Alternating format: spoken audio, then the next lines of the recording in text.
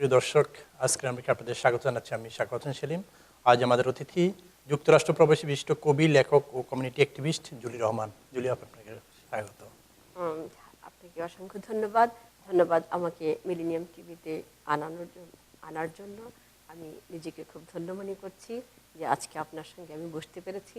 ধন্যবাদ জানাচ্ছি মিলেনিয়াম টিভিকে, যারা ভেতরে এবং বাইরে বসে কাজ করছেন এবং মিলেনিয়াম টিভিকে সারা বিশ্বে ছড়িয়ে দিচ্ছেন। সাধুবাদ জানাচ্ছি তাদের। প্রিয় দর্শক, আজ আমরা যখন এই অনুষ্ঠানটি করছি, আজকে আমরা প্রবাসের একজন কবিকে আমন্ত্রণ জানিয়েছি। তিনি এখানে অন্যতম বিশিষ্ট কবি। তো আজ থেকে গতকাল সকালে এই প্রবাসের কবি সাহিত্যিকদের অভিভাবক এবং বাংলা ভাষার অন্যতম প্রধান কবি শহীদ কাদরী ইন্তেকাল করেছেন, আপনারা সবাই জানেন। তো কবিকে হারিয়ে প্রবাসী যারা কাব্য চর্চা করে, সাহিত্যপ্রেমী যারা আছে, তারা বিশেষ করে প্রবাসীরা একজন অভিভাবককে হারিয়েছেন তার মৃত্যুতে।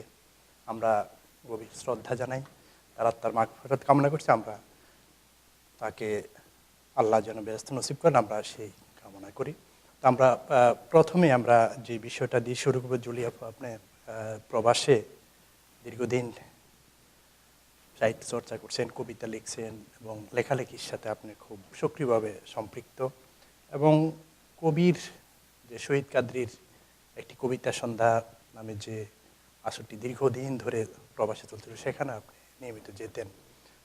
তো সব কিছু মিলিয়ে আমরা প্রথমে কবিকে হারিয়ে, বিশেষ করে আপনারা যারা তার সান্নিধ্যে ছিলেন খুব বেশি করে, সেই বিষয় দিতে যদি শুরু করেন। ধন্যবাদ সেলিম ভাই। আমি শুরুতেই একটি কবিতা সন্ধ্যায় দুটোর পরে আমি যাই, শুরুতে যাই না, দুটোর পরে আমি যাই। তো নিউ ইয়র্কে অনেক সাহিত্য চর্চা হচ্ছিল, গাঙচিল হচ্ছিল, স্বদেশ ফোরাম হচ্ছিল, সাহিত্য একাডেমি হচ্ছিল। এর মধ্যে যখন একটি কবিতা সন্ধ্যা এলো এবং সেটি শহীদ ভাইয়ের পরিচালিত শহীদ ভাই এবং পরিচালনায় নীরা কাদরী, শহীদ ভাই অন্তরালে থেকে, শহীদ ভাই থাকতেন ওখানে সবসময়। আর সবচেয়ে বড় কথা হলো উনি বাংলা ভাষার কবি এবং উনি যে বোদ্ধা, ওনার যে, আপনারা জানেন সবাই, একটা অসুখকে উনি বেয়ার করে চলছিলেন, খুব কষ্টের ব্যাপার এটা। কিন্তু তারপরেও আমি যে তার মেধা, তার মনন দেখেছি, আমি কবিতা পড়ার চাইতে তার কথা শোনার জন্য সেখানে আমি যেতাম। 21 পদক প্রাপ্ত, সর্বশেষ 21 পদক প্রাপ্ত কবি, ওনার কথা শোনার জন্য শুধু আমি যেতাম। উনি যে কথা বলতেন, উনি পাঁচজন কবিকে নিয়ে, মানে 60-এর দশকের 5জন কবিকে নিয়ে যেভাবে আলোচনা করেছেন, অনর্গল বলে গেছেন, অথচ একটু তার বাদশাদ নেই, কখন কোন কবি কি কবিতা লিখে গেছেন, এইসব যে ব্যাপারগুলো ভীষণভাবে। আর কালকে তাকে হারিয়ে তো আমার মনে হলো যে নিউ ইয়র্ক সিটিটা ঘুমিয়ে গেছে। আমি ভীষণ আবেগাপ্লুত ছিলাম। কালকে সারাক্ষণই ছিলাম ওখানে, জানাজা শেষ করে তারপর এসেছি। কবির দেহের মাগফিরাত কামনা করি, উনি বেশ নসিব হোক, সেই আশাই করছি। এখন আপনি তো সেখানে ছিলেন জানাজা এবং মৃত্যুর পর। এখানে কবি সাহিত্যিক যারা আছেন বা বিশেষ করে প্রবাসী, তাদের বিষয়টা যদি বলেন, তাদের সাথে যখন কথা বলছিলেন। হ্যাঁ, সবাই হারানোর বেদনায় পঙ্গু সবাই। কি বলবো, আকাশে বাতাসেও যেন সেই মর্মন্ত বেদনা, বাতাসেও যেন মিশে যাচ্ছিল। আমি তো একজন কবির দৃষ্টি থেকে আমি খুবই আবেগাপ্লুত ছিলাম। এসছিলেন যারা যারা ওই আসরে আসতেন, অনেকে হয়তো কাজের জন্য আসতে পারেন নাই, অনেকে হয়তো এই প্রবাসে নিউ ইয়র্কে নেই, যে কারণে তারপরেও অনেক ছিল যে আমরা খুব সারিবদ্ধভাবে দীর্ঘ সময় তার জন্য অপেক্ষা করলাম, কখন একটুখানি দেখব। লাইন ধরে আমরা ভিতরে গেলাম, দেখলাম, দেখার পরে আবার দাঁড়িয়ে থাকলাম, সবাই থাকলো, কেউ গেল না। শহীদ ভাইয়ের সাথে কখন আপনার পরিচয়, কিভাবে পরিচয়, সেই বিষয়ে? শহীদ ভাইয়ের সঙ্গে আমার পরিচয় 2013-তে, আমি আসছি 2009-এ। উনি একটি কবিতা সন্ধ্যা করেছেন, না 2013-তে না। শহীদ ভাইয়ের সঙ্গে আমার প্রথম দেখা হয় 2009-এ। উনি 2008-এ আসেন। 8-এ আসি, 9-এ উনি 21-এর পদক যেদিন পেলেন, সেদিন উনি আমাকে আমি ইনভাইটেড ছিলাম জাতিসংঘে। হ্যাঁ, বিশাল অনুষ্ঠান। সেদিন প্রচন্ড বৃষ্টি ছিল, সেই বৃষ্টি আমিও ছিলাম সেই দিনে অবশ্যই। সেই দিনের একটা কবিতাও আছে আমার, বৃষ্টি ফোঁটার গান, এবং এই বইতে আছে। এবং শহীদ ভাইকে দেখতে যাই, কি 21-এর পদকপ্রাপ্ত একজন কবি, এত নাম শুনতেছি, তাকে দেখতে চাই আজকে, কিন্তু আমি পথ হারিয়ে ফেলছিলাম বৃষ্টি দেখে। সেই কবিতাটা আপনাকে আজকে শোনাবো অবশ্য, কিন্তু শহীদ ভাইয়ের সঙ্গে সেদিনে আমার প্রথম দেখা। তারপর একটি কবিতা সন্ধ্যায় গেলাম যখন, আমার বইটা নিয়ে, প্রথম কবিতার বই নিয়ে গেলাম। আমি বই যখন দিলাম ওনার হাতে, আমি খুব ভয় পাচ্ছিলাম যে কখন জানি ধমক দিয়ে বসে কি নিয়ে আসছে এসব আজে বাজে জিনিস। তারপর উনি বইটা নিয়ে বেশ মনে জানি ঘুমিয়ে গেলেন আমার বইটা নিয়ে, দীর্ঘক্ষণ এভাবে পড়ে থাকলেন। আর যতক্ষণে উনি মাথা নিচু করে বসেছিলেন ততক্ষণে আমি ভয় পাচ্ছিলাম, কাঁপছিলাম সরাসরি। আমি একা গেছি আর কি। উনি বলছেন বইটা নিয়ে আসো। আমি কাঁপছিলাম বরাবরই, যে আমি কি না কি লিখেছি আল্লাহ জানি উনি কি। আমি তো কবিতা সেই ছোটবেলা থেকে লিখি, কিন্তু এমন বড় মাপের একজন মানুষের কাছে আমি আজকে আসছি কবিতা নিয়ে, আমি ভীষণভাবে ভয় পাচ্ছিলাম। উনি আস্তে আস্তে মাথাটা তুললেন, আমি ঘামছিলাম। উনি বল কি, জুলি কবিতা তো খুব মারাত্মক সুন্দর কবিতা লিখেছো তুমি। আমি সরাসরি পা ধরে সালাম করে উঠে বসলাম, এত ভালো লাগলো তখন। এই যে পা ধরে সালাম করলাম, তারপর আমি কাঁপতেছিলাম। আপনাকে উনি কিন্তু আশীর্বাদ করলেন তো। অনেক জানার লোক, অনেক জানার লোক। আপনি চিন্তা করতে পারেন, মাত্র 4টা বই দিয়ে উনি বিশ্ব জয় করে ফেলেছেন। বিশ্ব জয় করে ফেলছেন। আর আমরা সেই কবে থেকে লেখালেখি, এখনো যদি আমি লেখা বন্ধ করে দিই, আমার যে পাণ্ডুলিপি আছে সারা বছর যে বই বের হবে প্রতি বছর, সে পাণ্ডুলিপি কিন্তু আমার আছে। কিন্তু শহীদ ভাই তো 4টা বই শেষ করে দিলেন সব। সেটাই। তো আপা, আপনি এই সাহিত্য জগতে কবিতা কবি হিসেবে কিভাবে শুরু করলেন? কখন থেকে কবি হিসেবে আত্মপ্রকাশ করলেন এবং লেখালেখি কিভাবে শুরু করলেন? আমি কি আদৌ এখনো কবি হয়েছি? আর প্রবাসে আমরা তো দেখি যে কয়জন। আমি লেখালেখি করি অনেক ছোটবেলা থেকেই। এটা ভীষণ একটা মজার ব্যাপার। আমি ছিলাম সম্ভ্রান্ত পরিবারের একটা মেয়ে, মুন্সি পরিবারের। আমার দাদা মুন্সি, নানা মুন্সি, এবং এই পরিবার থেকে উতরিয়ে আসাটা আমার জন্য খুব ক্রিটিক্যাল একটা ব্যাপার ছিল। সবাই যখন মানে বিয়ের পিড়িতে বসে, আমি তখন কিন্তু ওইটাই নাই। আমি পড়ালেখা প্লাস আমি তখন থেকেই সমাজের যে একটা নারী এবং পুরুষের মধ্যে যে একটা বিভেদ, ওটা আমি চোখে দেখতেছিলাম। আপনি ঢাকা বিশ্ববিদ্যালয়ে পড়ছেন? আমি ঢাকাতেই আমার পড়াশোনা, ঢাকা স্কুল কলেজ ইউনিভার্সিটি ঢাকাতেই, সব আমার ঢাকাতেই বড় হয়েছি। মানে 12টা বছর আমি গ্রামে ছিলাম। এই 12টা বছরই হলো আমার কবিতার বীজ, গানের বীজ। আর আমি যে গান লিখতাম, ওইটা কোনোদিন আমি খাতাপত্রে লিখিনি, মুখে মুখে গান করে। মা বলতেন পাগল হবে এটা, কি বলে সারাদিন, সব বাতাসে উড়াতাম। জানতাম না যে এগুলোকে আমার রক্ষণশীলতার মধ্যে রাখতে হবে। যাই হোক, তারপরে তো গান ছেড়ে কবিতা, কবিতা ছেড়ে গান, আবার শ্রেণীতে প্রথম থাকতাম। কোনোদিন কোনো ক্লাসের সেকেন্ড, আমার এইটা কোনো নাই। তো বড় ভাইয়ের একটা স্বপ্ন ছিল যে বড় হলে একটা কিছু হবে। আপনি বড় ভাই তো ডাক্তার, নিউ জার্সিতে। ডাক্তার না, ডক্টর। উনি ওনার 21 বার বাঙালি বিজ্ঞানী হিসাবে এইখানে অ্যাওয়ার্ড প্রাপ্ত। ঠিকানা পত্রিকা ওনার একটা প্রোগ্রাম করেছিলেন অনেক বড় করে। তো বড় ভাই স্বপ্ন ছিল আমি ডাক্তার অথবা ইঞ্জিনিয়ার হব, তার মতো একটা কিছু হব। কিন্তু এই কবিতা আমাকে ওখান থেকে সরিয়ে নিচ্ছে। কবিতার জন্য আমার জীবনটা এলোমেলো। আর সেই কবিতা যখন আমাকে কষ্ট দেয়, তখন আমি খুব ভেঙে পড়ি যে আমার লাইফ আর কিছু নাই বোধ হয়। কবিতাই আমার এখন জ্ঞান, কবিতাই আমার সব। দেশে কিভাবে এই কবিতা চর্চা বা লেখালেখি?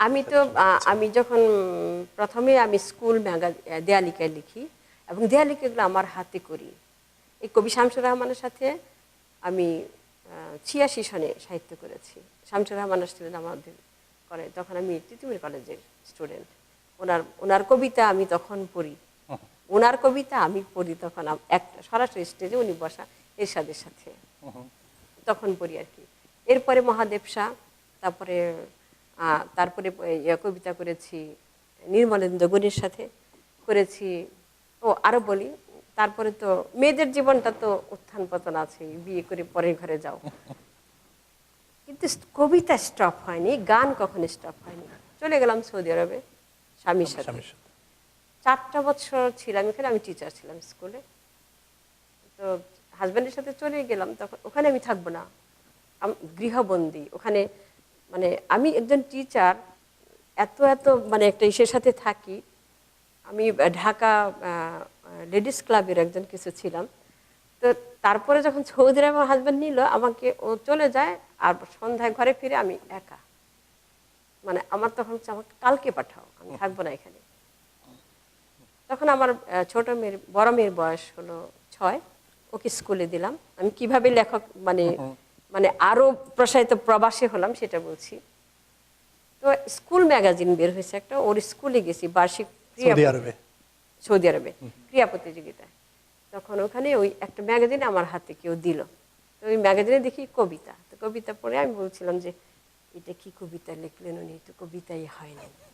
উনি ছিলেন আমার পাশে বসা, উনি শুনে দাঁড়িয়ে ফেলছে। গেছে। হ্যাঁ। জানেন আপনি কার সম্পর্কে কথা বলতেছেন, জানেন আমি কে, আপনি বলতেছেন যে আমার কবিতা হয় না। সরি, আমি তো জানি না এটা আপনার কবিতা, আসলে এটা কবিতা হয়নি। তার সামনে বলে ফেলেন এভাবে। তারপর বলে কি আপনি কি করেন? আমি বলছি, আমি কিছু করি না, আমার কাছে মনে হলো কবিতাটা আপনি কেন কেন হয় নাই বলি সেটা। বলে কি থাকার বলতে হবে না, আপনি বুঝছি মহাপণ্ডিত একজন, আমার কবিতা হয় নাই। জানেন আপনি কে? আমি প্রেসিডেন্টের ওয়াইফ, এখানে এই স্কুলের প্রেসিডেন্টের ওয়াইফ। আমি তো আপা সেটা জানি না, তারপর কবিতাটা এরকম ভুলভাল, তো তাই আমি বলছি সরি, আমাকে মাফ করবেন বলে চলে আসছি। উনি জোর করে আমার ফোন টোন নাম্বার টাম্বার রেখে দিলেন। তারপরে সপ্তাহে উনি আমাকে কল করছেন, কল করে বলেন যে আমি আপনাকে বলছি এই আজকে আমার ঘরে আসেন। এখানে সৌদি আরবে তো একা বের হওয়া যায় না, আমার হাজব্যান্ড আসবে তারপর না যেতে পারবো। আমার হাজব্যান্ড আসলো পরে আমি বললাম যে এরকম অ্যাড্রেস দিল, যেতে হবে। গেলাম, ওখানে যেয়ে দেখি বলে যে একটা কবিতা দেন দেখি আপনার। আমি তো কবি না, কবিতা দিব কেন? বলে কি না না আপনি কবি, কবি না হলে আপনি কবিতায় ভুল ধরেন কি করে? তখন আমি দূর মরুতে একটা কবিতা দিলাম। আমার হাজব্যান্ড যখন বিদেশে ছিল তখন একটা যাতনা ছিল না ভিতরে, যে বাইরে এসে আমি ঘরে একা বাংলাদেশে। দূর মরুতে কবিতাটা পড়ে ওখানকার যে শ্রেষ্ঠ কবি ফিরোজ ভাই বললেন যে আরে উনি তো কবি, উনি কেন ঘরে থাকে? আমি বলছি, আপনারা আমাকে বের করেন, সেটাই তো আমি চাচ্ছি। এই তো শুরু হলো আর কি। তারপর ওখানে প্রতি বছর বই। তারপর নিউ ইয়র্কে যখন আসলাম, সবচেয়ে ফানি থিং, আপনি বাংলা পত্রিকা ছিলেন রাইট? আমি কিন্তু নিউ ইয়র্কে এই সৌদি আরব থেকেই হাবিব ভাইকে চিনি। কেন? হাবিব ভাইকে বড় ভাই বলতেন, যে হাবিব ভাই এখানে এডিটর আছেন বাংলা পত্রিকায়, নিউজ এডিটর। হ্যাঁ। তারপরে ওখান থেকে বড় ভাই এখান থেকে লেখা আমাকে দিতেন, ওখানে আমি 10টা পত্রিকায় দিতাম। ওইখান থেকে লেখা আবার বাংলা পত্রিকায় ঠিকানায় আমার কবিতাগুলো যেত। আমি যখন সৌদি আরবে তখনই, তবে সৌদি আরব আমি ছাড়তে চাই না। পরে যখন সাহিত্য জগতে ঢুকে গেলাম ভীষণ মজা পেলাম, তখন আর মানে ভাবিনি যে আমি আমেরিকা চলে আসবো। সৌদি আরবে মোটামুটি অনেক কবি সাহিত্যিক আছেন বাঙালি প্রবাসী। হ্যাঁ, অনেক কবি সাহিত্যিক আছেন এবং তাদের মন বিশাল, রিয়াল কবি। মানে কবি কবি শুধু কবি বলতে কি, কবিতা লিখলে, ভালো কবিতা লিখলেই কিন্তু না, তাকে একজন ভালো মানুষ হতে হওয়া হবে। লাগবে, সেটা অবশ্যই। আগে একজন ভালো মানুষ, তারপর কবি, তারপর অন্য কিছু। তারপর তো এখানে কিভাবে শুরু করলেন 2008-এ আসার পর? এখানে কিভাবে এখানকার জীবন তো বাংলা পত্রিকা তো আমি আগে কবিতা থেকেই আমি পরিচিত। আসলাম, তারপরে সপ্তাহে কবিতা দিব। এখন আমার ঘরে তো কিছু নাই, আসছি নতুন, তো পরে বাড়িয়ালি ভাবি বাঙালি, তো বলো ভাবি আপনি ফ্যাক্সাস মেশিন আছে, আমি একটু কয়টা কবিতা ছাড়বো। বলকে আপনি আসলেন এক সপ্তাহ, আপনি এখানে এসে কবিতা ছাড়বেন পত্রিকায়, কি বলেন এসব বাবু তাবু কথা? উনি বিশ্বাস করতে চাইলেন না। পরে আমাকে একটু আপনি দেন মেশিনটা, আমি একটু কয়েকটা কবিতা ছাড়বো। ফ্যাক্স আমার ওখানেও ছিল, তো এই জন্য অভ্যাস। পরে বাংলা পত্রিকা ছাড়লাম, ঠিকানায় ছাড়লাম। কিন্তু আমি বাংলা পত্রিকা ঘরে নিয়ে আসছি, ঠিকানা নিয়ে আসছি, দেখি গাংচিল একটা সাহিত্যাসর। তো গাংচিল সাহিত্যাসর দেখে আমি এখানে যাওয়া যায় কিভাবে। একদিন ট্রেনে আমার হাজব্যান্ড নিয়ে গেল, আমার মাথা ঘুরতে লাগলো। জ্যাকসন হাইটসে। হ্যাঁ, জ্যাকসন হাইটসে। কিন্তু আমি মাথা এমন ঘুরছিল যে আমি ট্রেনে কিভাবে আসবো এত দূরে, 1.5 ঘন্টা লাগলো। আর বুঝতেছি না যে অ্যাঙ্গেলগুলো দেয়া যে, কিন্তু বুঝতেছি না যে আমি আসবো কি করে এখানে এত দূরে। তখন কিন্তু জবও হয় নাই। একদিকে জবের চিন্তা, 2 জনে কাজ করে বাসা ভাড়া দিতে পারছি না সেই চিন্তা, আবার কখন সাহিত্যে ঢুকবো সেই চিন্তা, নেশা। নেশা। তারপরে তো ঢুকলাম গাংচিলে। তবে আমি খান শওকতের কাছে ঋণী, কারণ খান ভাই যদি গাংচিল না থাকতো আমি এতটা প্রসারিত হতে পারতাম না। আমি যতটুকু যার মানে কাছে আপনার ঋণী। নিউ ইয়র্কে শুরুটাই হ্যাঁ, গাংচিল। নিউ ইয়র্কে শুরু আমার গাংচিল দিয়ে।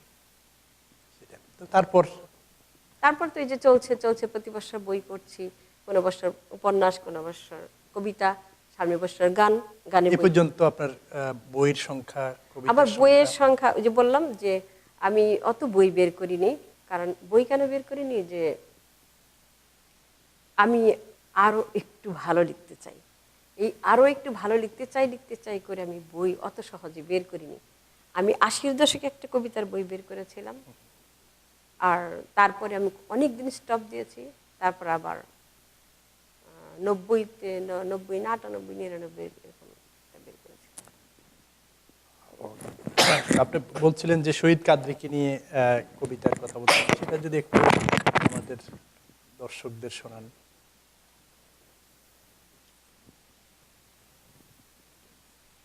দেখে বলতে হবে নাকি মুখস্থ? কি শহীদ কাদরী? শহীদ কাদরীকে নিয়ে যে আপনার লেখা ও কবিতা। কবিতাটা যেদিন শহীদ ভাইয়ের সাথে প্রথম দেখা করতে যাই, সেদিন আমি ম্যানহাটনে তো ছিল ওটা বাংলাদেশ মিশন। বাংলাদেশ মিশন। আমি কবিতাটা পড়ছি। কবিতাটার নাম ছিল বৃষ্টি ফোঁটার গান।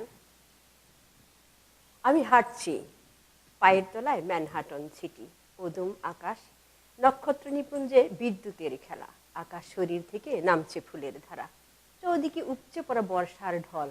আমি দেখছি পথের শরীর, ঘর দূর আসবাব আর সুহাগী কুকুর, অভিমানী বিকেল, আকাশ প্রিয়ার কালো চুল, চুলে তার ভ্রমরের খেলা, আশ্রিত মেঘের কুঞ্জতলে, বর্ষার বিপুল জলে অধর পাশের শুভ্র কান্তি ধারা, বৃষ্টি পড়ে উর্বশী উর্বর পিচের গায়ে, তার ঘন ছাটে তুমুল বিবাদ, আজই বসন্ত বায়ে, গ্লাস কিট সুর তুলে জলের হাওয়া, উদগ্র শ্রাবণ ঘিরে, আমার মাথার পরে নৃত্য করে জল সুরে জল পরি, যেন ব্যালি ডান্সে ঘূর্ণি খেসে গড়ায় ভূমির তলে, আর তালকাহার বা ছন্দ তুলে বৃষ্টি ফুটারে বুদ বুদ টঙ্কারে, হিমেল বাতাস টানে আমাকে, কৃষ্ণাভ্রের সঙ্গী হয়ে আমি হই আকাশ জাতক, তার ঘন চুলে আঁচড় কাটতেই কাটি কিছুটা সময়, ম্যানহাটন সিটির অট্টালিকা তখন ধূম্র মাকর জালে, আকাশে পাতাল ছন্দে মাতাল বৃষ্টি সুরের বন্দনায়, ডুবে গেল জলের যৌবনে ম্যানহাটন জানো, আর ওদিকে যুবতী শরীরে চমক তুলে বৃষ্টি ফোটার হীরক দুটি, তারই সাথে এক হয়ে গিলছে বর্জ্যের কালো পিচ, কালো ট্যাক্সি, ইয়েলো শরীর, জায়রো মোবাইল, ফুড ভেন্ডার, হকারের দুই যশ। আমি শুনি রুটস বিভেদের সুতীব্র চিৎকার, কেননা এখানে হোমলেস ডাইমের আর্তনাদ, মাতাল, নেশাখোর, সিগারেটের নিকোটিন, ডাস্টবিনে ডায়াপাট, পতিতার অন্তর্বাস মিশে গেল এক হয়ে বৃষ্টির ধারায়। বৃষ্টি নহর পথের উজান ঠেলে ধীরে চলি একা, প্রশ্ন করি do you know second avenue? শ্বেতের উন্নত নাসিকা প্রাগৈতিক নিয়মে খুঁজে ইতিহাস, ঠোঁটের কোণে তার জমে ওঠে রহস্যের ঘন জালিকা, প্রবীণ বাকলে লেগে ঘোর। কবিতা কি আসলে যারা কবিতা লিখেন তারা কি মুখস্থ করেন পরে, নাকি লেখাটা মনে থাকে যে যে জিনিসটা কবিতাটা কিছু কিছু কবিতা আছে, আমি একটু ব্যতিক্রমী। কিরকম আমি বলি, আমি অনেক কবিকে দেখি যে দেখে দেখে পড়ে। আমি কোনোদিনই কবিতা খুব সচরাচর দেখে পড়াই হয় নাই আমার। কারণ আমি ঢাকাতে 2007-এ যখন ঢাকাতে গেলাম, আমার হাজব্যান্ডকে বললাম যে আমি এত বছর পর বাংলাদেশে আসলাম, 2007 আমি আপনার কাছে ছুটি চাই, আমি চুটিয়ে সাহিত্য করব বাংলাদেশে, আমি দেখতে চাই যে বাংলাদেশি কবিদের সাথে সাহিত্য করতে গিয়ে আমি কতটুকু। আপু আমাকে বললো হ্যাঁ খুশি যাও, তবে আমার মানে খাবার দাবার এসব যেন ঠিক থাকে। তারপর ছুটলাম আমি, এই ঢাকাতেই তো থাকি আমি, ঢাকাতে সাভার থেকে ঢাকার কত দূর। এর মধ্যে আমার হেল্প করলেন হলো আমার ভাই, উনি আমার কাজিন, উনি হলো এখন উনি একসময় সিনেমার প্রডিউসার ছিলেন, উনি একজন কবি এবং বর্তমানে উনি বেতারের সাথে সম্পৃক্ত, কন্টিনিউ করেন এটা এখনো। তো ওনাকে কিছু গান দিয়েছিলাম আমার, ওই গানগুলো উনি কোনোদিন বলে নাই যে গানগুলো কি করেছে, আর আমি ওনাকে জিজ্ঞেস করি না গান কি করেছেন আপনি। উনি বলেন যদি আজকে এক জায়গায় যেতে হবে চলো। আমি যে কোথায়? আরে মিষ্টি কিনো তো, চলো যাই। তো মিষ্টি টিষ্টি কিনলাম, ভাইজান আমাকে তো নিয়ে গেলেন। আর ভাইজান তো ওরে বাপরে, আমি তো যে দেখি সেরকম বাসা। একটু পরে গান শুরু হলো, গান কেন চেনা চেনা লাগতেছে, কত আগে গান দিয়েছি ওনাকে। অন্তরা গাইছে, রাজা হোসেন সুর করেছেন। আমি তো অবাক, আমি বলি আল্লাহ আমার গান, এটা আমার বাড়ির পথের ধারে একটা আধুনিক গান গাচ্ছে, তারপরে দেশাত্মবোধক গাচ্ছে, এটা আমার গান ভাইজান। বলকে তো কার গান, তা আপনাকে কেন নিয়ে আসছি এখানে, শয়তানি করতেছে। আমি এত আবেগিক হয়ে গেছি, আমার হাতে সোনার একটা আংটি ছিল, আমি খুলে মেয়েটাকে পরিয়ে দিলাম, এত ভালো লাগলো, মানে আরো কিছু দেওয়া উচিত ছিল কি আমার। তো আর যে আপনার যে কবিতাটা এখন পড়ে শোনালেন, সেটা কি শহীদ কাদরী এই কবিতা সম্পর্কে কোনো মন্তব্য করেছিলেন? শহীদ ভাই এই কবিতা শহীদ ভাইয়ের ওখানে পড়া হয়েছে। শহীদ ভাই ওখানে তো মন্তব্য থাকে না, তো উনি বললো যে চমৎকার চমৎকার এটা বললেন। তো এটা নিয়ে আবার কৌশিক ভাই, আমি 4টা কবিতা পড়েছিলাম, কৌশিক ভাই আমাকে ওনার পত্রিকাতে আমি দেখেছিলাম যে উনি বলেছেন যে জুলি দীর্ঘ 4টা কবিতা পড়লো, শহীদ ভাই বাহ বাহ করে তোলে। ওইটুকু উনি লিখেছিলেন আমার হয়ে।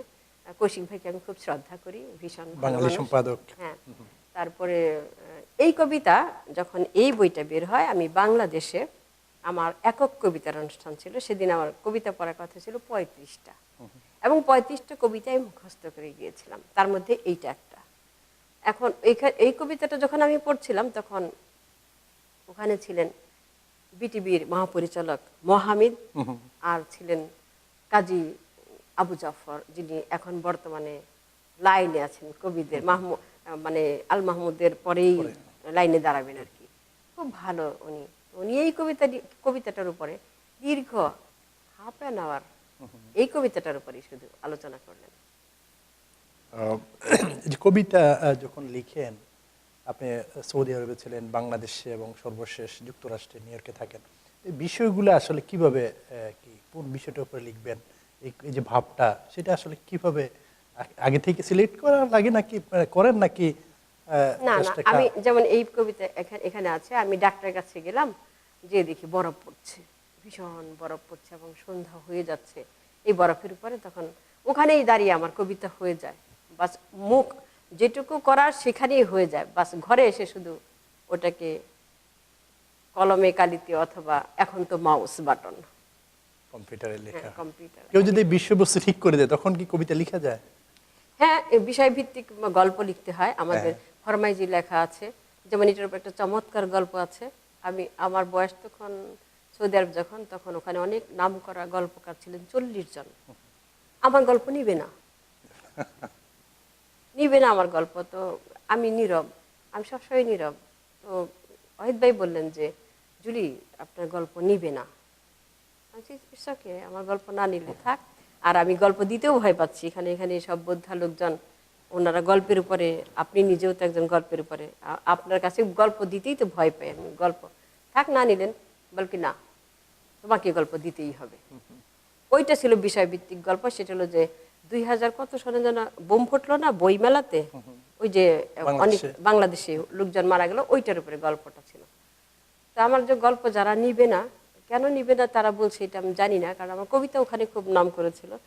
গল্প আমি বলবো না যে ওখানে গল্প নাম করেছিল, কারণ গল্পের ব্যাপারে ওয়াহিদ ভাই আমাকে, গল্পের যে 5টা অংশ আছে তা আমাকে শিখিয়েছেন। কবিতার ব্যাপারে আমি কবিতা অনেক আগে থেকে লিখি, কিন্তু আমার বন্ধু জায়েদ ফরিদ, সাধারণ চঞ্চল, এরা আমাকে কবিতার অক্ষরবৃত্তি, মাত্রাবৃত্তি, স্বরবৃত্তি, এইসব জিনিসগুলো আমাকে আমার অন্তরে ঢুকিয়েছে বেশ ভালোভাবেই। আমরা বেশ আড্ডা দিতাম, বেশ আমরা দেখা গেল যে চা কফি খাচ্ছি না, শুধু আমরা এগুলো নিয়ে বসছি বাইরে, যা এই নিউ ইয়র্কে এত একটা কি বলবো বিশ্বের সেরা দেশে এসেও সেটা পাইনি, যেটা আমি সৌদি আরব পেয়েছি।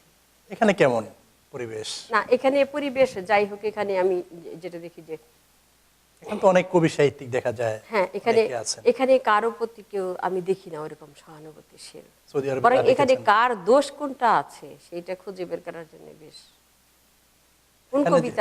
কোন কবিতায় কি ভুল আছে, আরে ভুল না দেখে তুমি তাকে শেখাও যে এই জিনিসটা ভুল হচ্ছে, এটা তুমি এইভাবে করো না, এইভাবে করো, তাহলে তুমি যদি ভালো লিখো তোমার কাছ থেকে কি শিখবে? তোমার তো উচিত তাকে আরেকটু ইউটিলাইজ করা, তাই না? সেটা নাই এখানে, সেটা নাই আসলে। আর সবচেয়ে বড় হলো যে আমি বলতে চাচ্ছি না এইসব টিভির সামনে, কিন্তু তারপরও আপনি যেহেতু প্রশ্ন করেছেন, প্রশ্নের চলে আসে।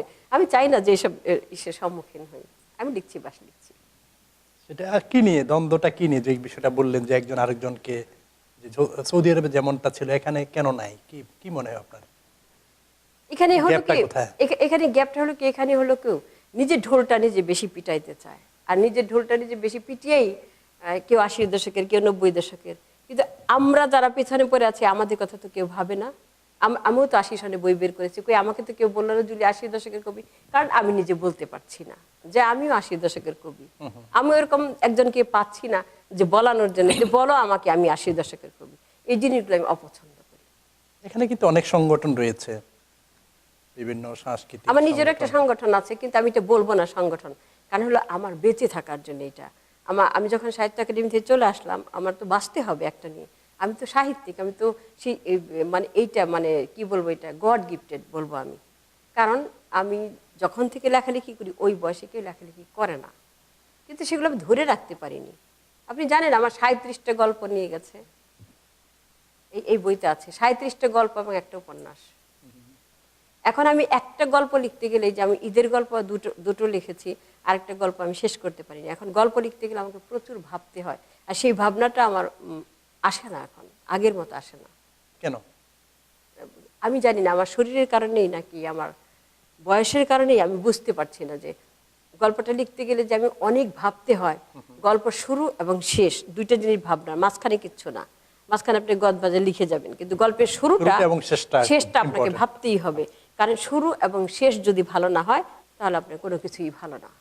আপনি যদি একটা কাজ শুরু করেন সেটাও ভালো হতে হবে, আপনি একটা কাজ শেষ করলেন সেটাও ভালো হতে হবে। মাঝখানে আপনি কি করছেন না করছেন সেটা দেখার বিষয় না, কেউ দেখবে না, শুরু এবং শেষই দেখবে। অবশ্যই ইম্পর্টেন্ট। যে কারণে এখন আমার খুব খারাপ লাগে যে আমার 37টা গল্প চুরি হয়ে যাওয়া মানে কি, এবং একটা উপন্যাস। কিভাবে চুরি হলো সেটা? এবং সেটা কিভাবে চুরি হলো সেটা আমি একজনকে খুব, উনি আমার কাছে সাংবাদিক, উনি আমার কাছে খুব করে আসতেন, মানে এতটা ক্লোজ হয়েছিলেন। শুধু আমার না, আমার বড় ভাইয়ের পাণ্ডুলিপি এবং টাকা সহ। নিউ ইয়র্কে? না না না, বাংলাদেশে? বাংলাদেশে। তো সবচেয়ে ভালো থিং, এইবার বইমেলাতে যে তাকে পাই, কি বলেন? তাকে পাওয়ার পরে আমি তো আরো অবাক হয়ে গেছিলাম যে উনি বলতেছেন আপনি জুলি রহমান নাম, আমি জুলি রহমান, কিন্তু আপনি তো সবুজ, আপনি নীল হয়েছেন কেন? তো মানে নীল মানে কিরকম যেন হয়ে গেছে, চুলগুলো পেকে গেছে। আপনি কি ভালো কাজ করছেন এটা? আমি আমার মেজো ভাইকে পাঠালাম, বড় ভাইকে পাঠালাম, আপনি আমার পাণ্ডুলিপিগুলো দেন, এখনই দেন। এখন তো চ্যানেলাই তা বিভিন্ন ইয়েগুলো জড়িয়ে বেরিয়ে আসে দিচ্ছে, মিডিয়া কি করছে আপা বলেন বলেন। এখন আমি তো ওনাকে কিভাবে সেভ করি বলেন? বাংলাদেশ না, আমি তো ভয় পেয়ে গেলাম। উনি বল কি, দেখেন আপা আমাকে বাঁচান, আমার পিছনে এসে দাঁড়াইছে, আমাকে বাঁচান, আমি হার্টের পেশেন্ট। আমি চাই চুপ চুপ, আমার ব্যাপার আমি বুঝবো। পরে ওদের সরাইলাম, আমি বললাম আপনি ফোন নাম্বারটা দেন, আমি 3 সপ্তাহ আছি, আমি এর মধ্যে আপনি আমাকে দিয়ে দেন, যেহেতু আছে। চিন্তা করেন, মানুষের চরিত্রে যদি স্খলন ঘটে, আপনি কি আপনি করেছেন আমি এগুলো নিয়ে? তিনি কি করলেন? নিশ্চয়ই বই করে ফেলেছেন উনি। কারণ আমার এত এত চমৎকার গল্প, ওখানে একটা গল্প আছে ওয়াদি লেবান, একটা গল্প আছে প্রহসন, প্রহেলিকা, এগুলো আমার এই গল্পগুলো ওখানে বেশ নাম করেছিল। আর যেটা যে বোমার কথা যেটা বললাম, ওই গল্পে আমি প্রথম পুরস্কার পাই ওখানে, যখন আমার গল্প নিবে না ওরা। সেইখানে আমি গল্প দেওয়ার পরে 1 বছর পরে অনিবাস বের হয়, অনিবাস বের হওয়ার পরে আমি দেখি আমাকে ডাকছে আবার 1 বছর পর, বলে আপনি গল্প প্রথম। আচ্ছা, আমার গল্পই নিবে না, আবার গল্প প্রথম হয় কি করে? আপনার এর লেখালেখির মূল বিষয়বস্তুটা কি, কিসের উপরে বেশি আপনার? আমি আসলে একজন লেখক। আপনি বলছেন যে আপনি লেখা কি, একজন লেখক সে যেখানেই যাক না কেন সেখানেই তার উপাত্ত তৈরি হয়ে যায়, তার জিনিসগুলো তৈরি, পারিপার্শ্বিকতা মিলিয়ে সবগুলো তৈরি হয়ে যায়। আমি ধরেন একটা কাজ করছি, আমি সময় এখন আর নষ্ট করি না। আমি যখন স্টার্টিং দিয়ে হাঁটছি, আমি কোনো মানুষের সঙ্গে হাঁটি না, একা হাঁটি। তখন আমি গানগুলো তৈরি করে ফেলি এবং সুর তৈরি করে ফেলি হাঁটতে হাঁটতেই। কারণ আমার তো এত সময় নাই যে আমি এখন আর সময় নষ্ট করব, আমার বয়স হয়ে যাচ্ছে। কারণ আমার প্রচুর পাণ্ডুলিপি হারিয়ে গেছে। আমি গানগুলো এই রাস্তায় হাঁটতে হাঁটতেই শুরু করি, ঘরে এসে আমি হারমোনিয়ামে বসে যাই, সুর করার চেষ্টা করছি আমি। তারপরে ওগুলো লিখি, আবার ফেসবুকে লিখি, দর্শককে 2-1টা দিই যে দেখেন আমার গানগুলো কেমন হলো, ভালোই সাড়া পাচ্ছি। গানকে এখন এখন দর্শকদের উদ্দেশ্যে গানকে পরিবেশন করতে পারবেন একটু? এখন আপনি এই যে হারমোনিয়াম ছাড়া গান, তবলা ছাড়া পান, তবলা ছাড়া গান, হারমোনিয়াম ছাড়া পান, সেই ব্যবস্থা করতে চাচ্ছেন? গান যদি শুনতে চান তাহলে ওই যেটা কিনা বলবো, এই যে জঙ্গিদের নিয়ে বাংলাদেশে যে, আমার বড় মেয়ে বলতেছিল মা আমাকে দেশে পাঠাও না, সাহস পাইনি আমি। এর কয়দিন পরে এই ঘটনাটা আমার মনে হচ্ছে আমার গুলশান আর্টিজানের যে ঘটনাটা, ওই যে ওখানে ছিল অবিন্তি কবির নামে একটা, ওই আমেরিকায় জন্ম, বাংলাদেশি। না, আরেকটা ছিল জৈন্তা রশি, ও ছিল ভারতের মেয়ে। ফারাজ আয়াত ছিল বাংলাদেশি ছেলে, এখানে বর্ণ। তো এরা যখন ফারাজ আয়াজকে যখন বলা হলো যে তুমি সূরা ফাতিহা পড়ো, তোমাকে ছেড়ে দিব, তখন বলে ঠিক আমার বন্ধুদের, ওদের তো ছাড়বো না, ওরা তো মুসলিম না। ও মুসলিম না বলে ওদের যখন জবাই করছে, মানে এটা ঘটনা শুনছি আর কি, ফেসবুকে পড়া আর কি। এটা আমাকে খুব নাড়া দিল। আমি এইটার উপর একটা গান লিখলাম, এই গানটার উপর একটা গল্প লিখলাম, এবং এই গল্পটা বেশ সাড়া পেয়েছি আমি। গল্পটা অনেকেই পড়েছে, এবং সৌদি আরব, মধ্যপ্রাচ্য আমার বন্ধুরা বলছে, ওয়াহিদ ভাই বলছে এই জুলি রহমান এই গল্পটা সবার পড়া উচিত। উনি ফেসবুকে বড় করে লিখে দিচ্ছে। ওইটা বিষয়বস্তু ছিল ওই যে জঙ্গির যে হ্যাঁ, ঘটনা। জঙ্গির যে ঘটনা, ওটা গল্পটার নাম হলো কাঁটা তারে ঘেরা জীবন। মানে ওরা কাঁটা তারের ভিতরে পড়ে গেছে, আর বেরোতে পারবে না, সেটাই হলো মূল গল্পটারই। আর ওইটার মধ্যে গানটা যে ছিল, গানটা শুনতেই হবে। হ্যাঁ, একটু বলে শুনান।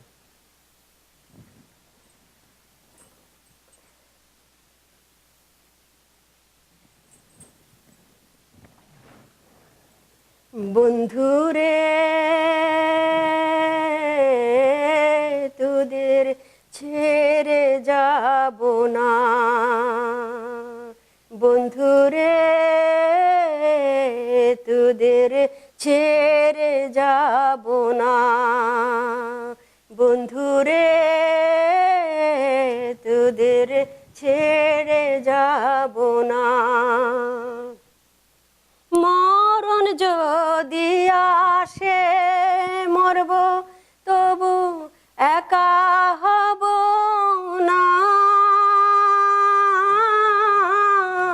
বন্ধুরে তোদের ছেড়ে যাব না, বন্ধুরে তোদের ছেড়ে যাব না। অবন্তি কবির জৈন্তারসী তোদের বড় ভালোবাসি, অবন্তি কবির জৈন্তারসী তোদের বড় ভালোবাসি। ভারতে ছেড়ে এলি সোনার,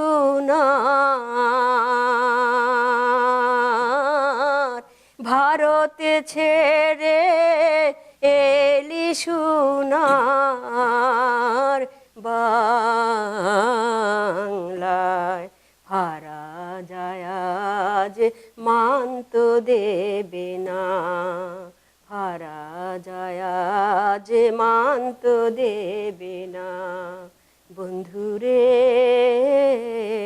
তোদের ছেড়ে যাব না। বন্ধু হলো এমন সুজন, ঝিনুকে বুকের রত্ন যেমন, বন্ধু হলো এমন সুজন, ঝিনুকে বুকের রত্ন যেমন, শাসি ফুলের এমন মালা, শাসি ফুলের এমন মালা খোলা যায় না, বন্ধুরে তোদের ছেড়ে যাব না। সুন্দর। এখানে যে সংগঠনের সাথে সম্পৃক্ত অনেক আগে থেকেই, সংগঠনগুলো এখানে কেন ভাঙে, কি আপনার অভিজ্ঞতা কি বলে? এক নম্বর মতের অমিল, দ্বিতীয়ত আপনি আমার সঙ্গে যেভাবে কথা বললেন আপনি সেই কথা রাখছেন না পরে। এখানে যে সবাই নীতিহীন তা তো না, নীতি বিগর্হিত মানুষ আর নীতিবান মানুষ দুটো একসঙ্গে থাকতে পারে না, আলো আর অন্ধকার একসঙ্গে বসবাস করতে পারে না, সোজা কথা। তারপরে কি যে সংগঠনগুলো ভাঙে আর অন্য কোনো কারণ যে কথাগুলো বললেন? না, অন্য কোনো কারণ আমি বলবো না, আমি মেইন কথাটা এইটাই বলবো যে এইটাই আসল কারণ, যে মতের যে মিল হয় না, মতের অমিল থাকে। তারপরে দেখা গেল যে আমি যদি প্রচারের আশায় কিছু না করি, আমি যদি শুধু কাজ করতে চাই, আমি কাজ করার জন্য যদি কিছু করি সেটা টিকবে, কাজ করার জন্য। আর আমি যদি বলি না আমার কাজের চাইতে আমার প্রচারটা আগে হোক, তারই সে টিকবে। এবং নেতৃত্বের বিষয়টাও, নেতৃত্বের বিষয়টা, আমি চেয়ার চাই, আমি চেয়ার চাই, এই জিনিসটাই খারাপ। আমাকে ব্রঞ্জ সোসাইটি ডাকছে, আমি বলছি দেখেন একটা অনুরোধ, আমাকে কোনো পদে দিতে পারবেন না। বলকি জুলিয়াপা কি বলতেছেন এটা? Bangla society of Bronx. এই যে ব্রঞ্জ সোসাইটি, আমি দেখেন আপনাদের ভালোবাসা সান্নিধ্য পাওয়ার জন্য আমি এখানে আসি। যখন আপনি আমাকে পদ পদ পদ দান করবেন তখন আপনি আমার দিকে বাঁকা দৃষ্টিতে তাকাবেন, ওইটা আমি সহ্য করতে পারবো না। আমাকে পদ দিবেন না, আমাকে কোনো কাজ দিবেন না। হ্যাঁ কাজ দিবেন, আমি করে দিব কাজ। যদি বলেন জুলিয়াপা এটা করতে পারছি না, আমরা একটা ম্যাগাজিন বের করছি, আপনি কাজ করেন, করব, কিন্তু আমাকে কোনো পদ দিতে পারবেন না। তো শামীম ভাই তারপরও আমাকে বসায় রাখছে, ওই বসানো পর্যন্ত। আমি বলছি শামীম ভাই এটা করবেন না আমার জন্য। তিন দেশেরই অভিজ্ঞতা আপনার, বাংলাদেশ, সৌদি আরব এবং যুক্তরাষ্ট্র। তিন দেশের বাঙালিদের বিষয় নিয়ে যদি বলেন, প্রবাসীদের, বাংলাদেশে যখন ছিলেন কিভাবে মূল্যায়ন করবেন? দেখেন, বাংলাদেশ হলো আমার শেকড়। আমি যতই বিদেশে থাকি, একসময় সাক্ষাৎকারে বিটিভি মামুন ইমতিয়াজকে বলেছিলাম কি, আমি যতবারই বিদেশে থাকি না কেন একসময় আমি দেশে ফিরবো। এখন দেখি কি এখানে শেকড় পুঁতে ফেলছি, মেয়েরা বড় হচ্ছে, তাদের বিয়ে দিব, তারপর দেখা যায় নাতি নাতনির মায়া। আমি কি ভুল বলছিলাম সেদিন? এই জিনিসটা আমাকে খুব ভাবিয়ে তোলে। দেখেন তারপরে আমরা যখন আপনি কি আমি কি যখনই এই যে শহীদ ভাই আজকে কত বৎসর পর, 40 বৎসর পর দেশে গেলেন, ওনার ভেতরটা কি হাহাকার করে না এই দেশের জন্য?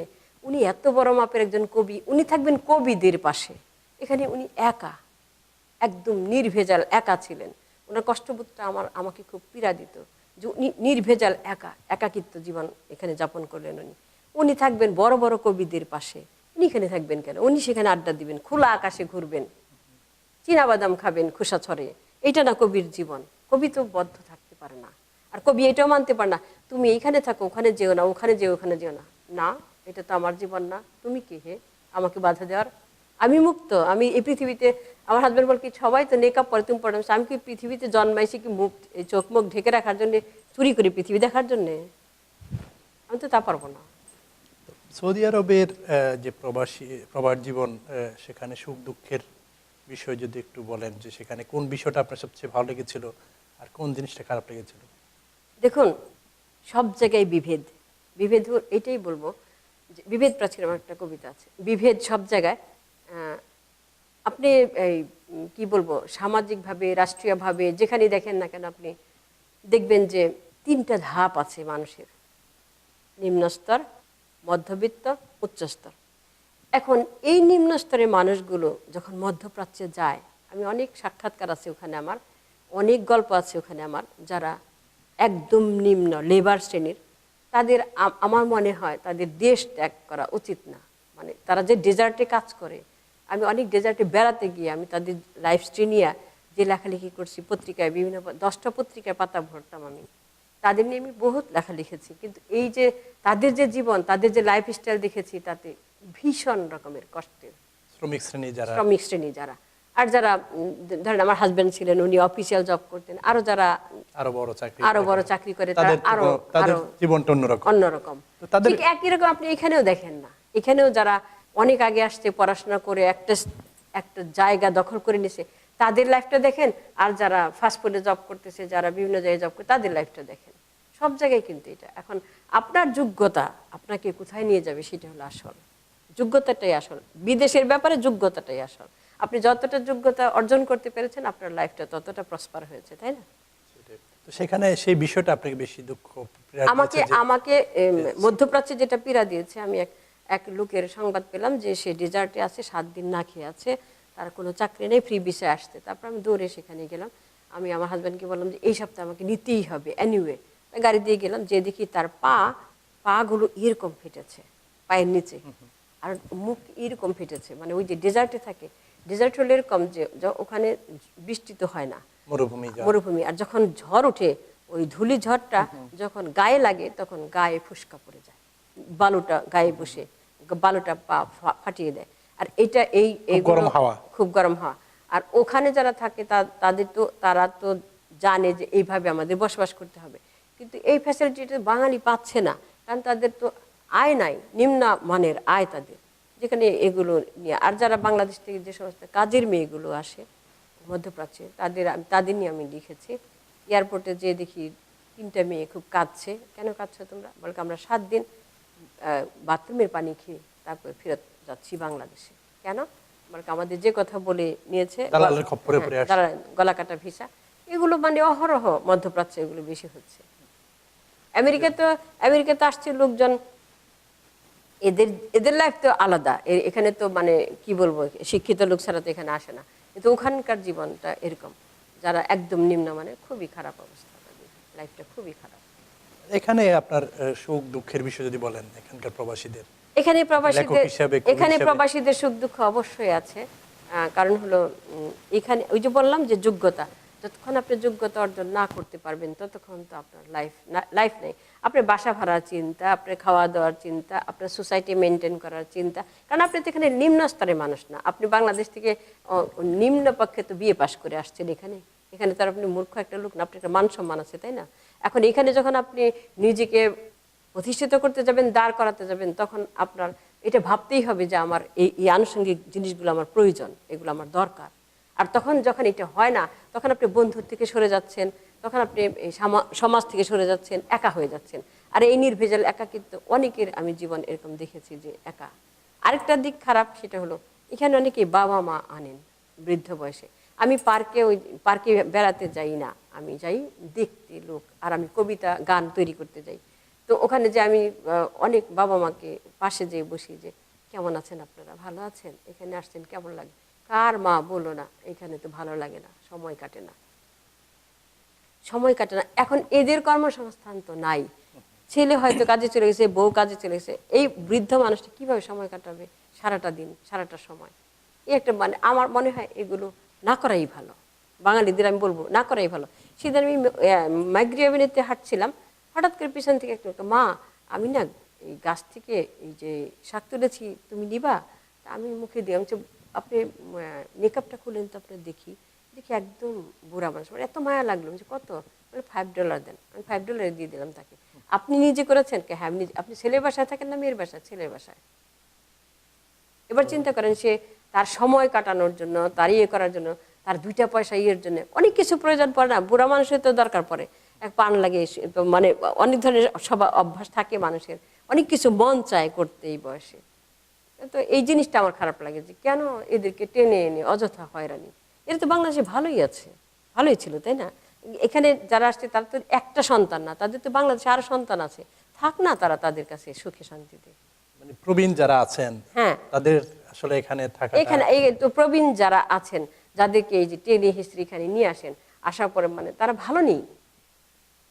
ভালো না থাকা কি যাদের কাছে আসেন, ছেলে অথবা মেয়ের কাছে যখন আসেন, তারা যতটুকু তাদের জন্য দায়িত্ব কর্তব্য পালন করার কথা সেটুকু ততটুকু করে নাকি করে না, কি মনে হয় আপনার, যেহেতু যতটুকু আপনার অভিজ্ঞতা?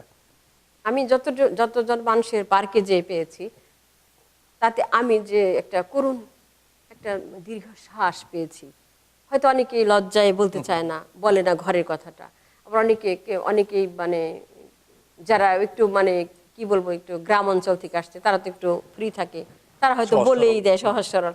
কিন্তু যারা একটু মানে একটু অন্য ইসের মধ্যে আসছে, তারা অনেক সময় দেখা যায় যে তাদের চোখে মুখে তাকালে বোঝা যায় যে এরা হ্যাপি না। তাদের দীর্ঘশ্বাসটাই প্রমাণ করে যে এরা হ্যাপি না। কিন্তু আমার কথা হলো যে কি দরকার এসব আনার? তারা তো অন্যান্য ছেলেমেয়েরা তো আছে, তারা তো দেখভাল করতে পারে। আমেরিকার মতো জায়গায় তো এখানে এসে তো তুমি সময় দিতে পারছো না তাকে, এটা খারাপ লাগে আমার। এবং আর্থিক যে সহযোগিতা করার, সেটা কতটুকু করেন? খাওয়া দাওয়া, অনেকে, আমি এখানে যে ফল বিক্রি করে আমাদের ক্যাসেল হিলে এক ভদ্রলোক বই বিক্রি করে, বিশ্বাস করেন এত ঠান্ডায় বই বিক্রি করে। আচ্ছা আঙ্কেল আপনি কয় টাকার বই বিক্রি করেন? মারে 1 টাকারও বই বিক্রি হয় না। তাহলে আপনি এখানে বসে আছেন কেন? বলে কি করবো, ছেলে করতে বলে। তো ছেলে দরকার কি ছিল ওনাকে আনার? দরকার ছিল কোনো আনার? এগুলো আমি পছন্দ করি না, যে এই আমেরিকার মতো জায়গায়। আর যদি আনছো তাকে তুমি সেইভাবে সাহায্যের মতো রাখবা, যদি আনছো তুমি তাকে। আরেকটা বিষয় এখানে যে ধরেন শ্বশুর শাশুড়ি ছেলে বাসায় যখন আসে, সেখানে পরিবেশটা, আপনার অভিজ্ঞতা কি বলে, এখানে কেমন আমার দেশের তো তুলনায়? আমার শাশুড়িকে আনছিলাম আমি সৌদি আরবে, তারপর তো আমার শাশুড়ি মারাই গেলেন।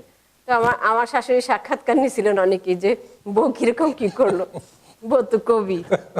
তো এখন আমার শাশুড়ি বাংলাদেশে যে বলছে যে আমি অনেক ভালো ছিলাম বউর কাছে, কিন্তু আমার ওখানে একা ভালো লাগে না, বউ আমাকে অনেক করেছে। কিন্তু এখন কথা হলো এই যে ওইখান থেকে আমার একটা অভিজ্ঞতা, আমি ওনাকে একটা তো যতই করি না একাকিত্বের কেন, বিষয়, আর হ্যাঁ। হলো যে একজন শাশুড়িকে বৌমা যেভাবে দেখার কথা না সেভাবে। না না, সব বউ তো দেখবে না। এখানে এখানে আমাদের এলাকাতেই আছে অনেকে যে আমার শাশুড়িকে আলাদা বাসা করে দিয়েছি। কেন ভাবি আপনার সঙ্গে থাকলে কি হতো? কারণ আমার ভালো লাগে না, উনি সবসময় বেশি ইন্টারফেয়ার করে সব ব্যাপারে। বাচ্চারা কিছু কি শিখবে ওনার কাছ থেকে? তো বাচ্চারা কি শিখবে?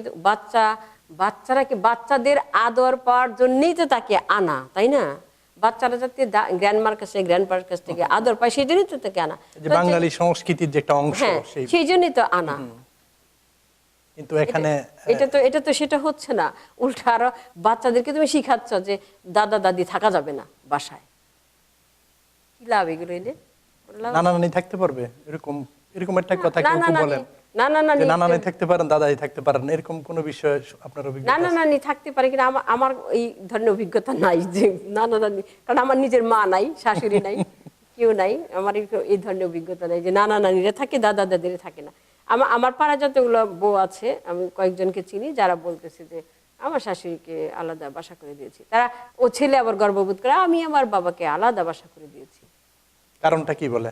ওই যে একই কারণ, যে হয়তো সেখানে অন্তমিল নাই, হয়তো সেখানে অন্তরের কোনো মিল নাই, কিংবা এমন হতে পারে যে আছে না অনেকে একটু ফ্রি থাকতে চায়, এই বউ আমাকে এক কাপ চা দাও তো, এটা হয়তো ভালো লাগে না, আমি একটু আমার কাপড়টা একটু ধুয়ে দাও না, আমার কাপড়টা একটু লন্ড্রিতে নাও না, হয়তো এগুলো ভালো লাগে না, যে কারণে হয়তো আলাদা। আবার এমন ওই ছেলে আবার গর্ব করে বন্ধুদের বলতেছে আমার বাবা মাকে আলাদা, এটা হয়তো তার পয়সা আছে, ক্যাপাসিটি আছে, তার 2টা 3টা বাড়ি আছে, সে বাবা মাকে আলাদা রাখতেছে, এটা তার একটা, বাবা মা কতটুকু সন্তুষ্ট বা সেটা দেখার বিষয় না, সে তার বাবা মাকে আলাদা রাখতে পারতেছে, এইটাই সে গর্ববোধ করছে। একটা প্রোগ্রামে, আমি খুব ফ্যামিলি প্রোগ্রামে খুব কম যাই, একটা প্রোগ্রামে যেই গল্প শুনলাম যে আমি তো আমার বাবা মাকে আলাদা বাসা করে দিয়েছি। আচ্ছা তোমার বাবা মার বলে আপনার বাবা মার বয়স কত? বাবার বয়স 70 প্রায় কাছাকাছি, মারও এরকম প্রায় 50 আপ। আপনার বাবা মাকে যে আলাদা করে দিলেন, ওনারা কি হ্যাপি তাতে? উনি সরে গেল, আর কথা এই বলল কথার জবাব দেন নাই। না। এতে বয়স্কদের কথা বললেন, আর যারা নতুন প্রজন্ম তাদেরকে নিয়ে আপনার কি পর্যবেক্ষণ? নতুন প্রজন্মদের নিয়েও আমার সবচেয়ে বেশি চিন্তা যে এদের ভেতরে বাংলাটা ঢোকানো, বাংলাটা কালচার করা ও বাংলাটা ঢোকানো। অনেকেই গর্ব করে বলে আমার ছেলে বাংলা ভুলেই গেছে। আমার কাছে খুব কষ্ট লাগে শুনতে, আমার ছেলে বাংলা ভুলেই গেছে। এটি নিয়ে একটা গল্প আছে যে ওই 80 সনে আসছে, ছেলে বাংলা ভুলে গেছে, ছেলেকে খানদানি বংশে বিয়ে করাবে এবং জাত উঁচু করার জন্য বাংলা ভুলে গেছে ছেলে। যাই হোক, এই অনেক অনেক আলোচনা চলে আসবে। বাংলাটাকে, আমাদের বাংলাটাকে শেকড়মুখী করা দরকার। আমার ঘরেই তো পারছি না, আমার মেয়েরা আগে আমার কবিতা আবৃত্তি করতো, বড় মেয়ে তো কবিতার মানে ধার কাছেই নেই বাংলার। ছোটটা এখন আমার কথা শুনে 2-একটা কবিতা মুখস্থ পড়ে, রাখি 2-একটা কবিতা মুখস্থ। এখন বাংলাটার ধার কাছেই তারা ঘেঁষতেই চায় না। আমি ওদের ভবিষ্যতে, হ্যাঁ, ওদের ভবিষ্যতে এইটাই চিন্তা করছি, বাংলাটা কি আদৌ থাকবে, এটা ভয় পাচ্ছি। কারণ আজকে রবীন্দ্রনাথকে আমরা যেভাবে রবীন্দ্রনাথকে নিয়ে নাড়াচাড়া করছি, নজরুলকে নিয়ে নাড়াচাড়া করছি, এই আগামী 200 বছর পরে কি এই বাংলা থাকবে? আমি এটা খুব প্রবাসে দেশে সব জায়গায়। দেশ কি মনে করেন আপনি? দেশ কি আমেরিকা, দ্বিতীয় আমেরিকা দেশ? আমি তো ঢাকাতে ছিলাম 2014-তে, যে আমি তো কার মুখে কথা বাংলা সহজে শুনেই নেই। আমার আত্মীয় স্বজন যারা মানে আমার যেসব রিলেটিভরা ঢাকাতে থাকে, যাদের বাড়ি দ্বিতীয় আমেরিকা, ইংলিশ মিডিয়ামের ছেলে মেয়েদেরকে ইংলিশ মিডিয়াম ছেলে, তাদের গায়ে কাপড় নাই, আমেরিকা ফেল, এরকম হয়ে গেছে। হ্যাঁ, তো এই তখন থেকে আমার ভয়টা ঢুকছে। এখনো তো 21শে ফেব্রুয়ারি বইমেলা হয়, এরপর কি বাংলা থাকবে? এরপর কি বাংলা নিয়ে তারা চর্চা করবে?